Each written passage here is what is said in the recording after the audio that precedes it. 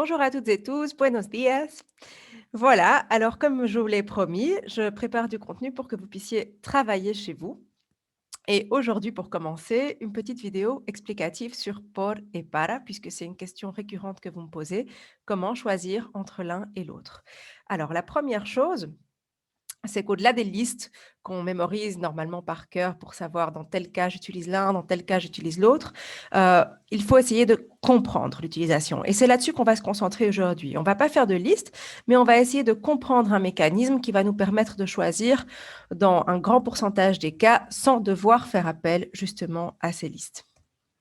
Alors, on va schématiser comme ça avec au centre une action principale et tout ce qui se situe en amont de l'action principale va être por, et tout ce qui se situe en aval de cette action va être introduit par para. De même, tout ce qui est approximatif va être introduit par por, et tout ce qui est bien défini va être introduit par para. On va tout de suite regarder ça de plus près avec des exemples. Voilà, ici, exemple numéro 1. Juana y Luis se han casado por amor. Juana et Luis se sont mariés par amour. Alors, on va regarder notre schéma et on va se demander, tiens, c'est le mariage, c'est l'action principale.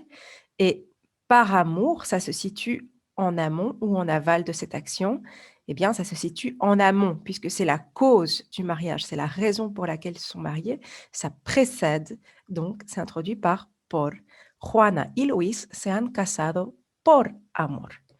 Maintenant, dans l'exemple numéro 2, on va voir un contre-exemple avec para. Juana y Luis se han casado para complacer a sus familias. Donc, Juana et Luis se sont mariés pour faire plaisir à leur famille.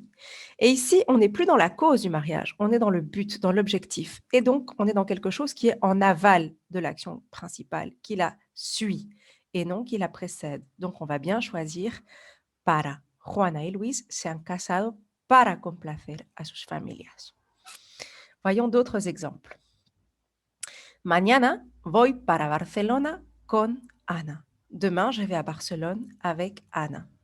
Ici, on voit que ce schéma marche aussi dans l'espace et non seulement dans le temps. Donc ici, on a la direction, le but, d'accord? Et donc, c'est quelque chose qui est plus loin sur notre ligne du temps et plus loin dans l'espace, d'accord? Donc, on va effectivement choisir para. Mañana voy para Barcelona. Je vais à Barcelone avec Anna. Par contre, para llegar a Barcelona, pasaré por Elche y Valencia. Pour arriver à Barcelone, je passerai par Elche et Valence. Et quand on va passer par Elche et Valence, on va les traverser, d'accord? Mais ça va être en amont de notre destination principale, de notre arrivée à Barcelone. Et donc, pour indiquer qu'on traverse un lieu, on va effectivement choisir aussi por. Exemple 5. Por la mañana me gusta tomar café. J'aime prendre du café le matin. Bon, eh bien ici, on est dans un moment approximatif. Ici, on va parler de l'approximatif. Tous les moments de la journée qui ne sont pas des heures précises sont introduits par por, que ce soit por la mañana, por la tarde, por la noche. On est dans l'approximatif, pardon, et on va la traduire avec por. Espero tu trabajo para el lunes. Ici, c'est défini, c'est une échéance. Pour lundi, j'attends ton travail. Et donc là, on va avoir le para.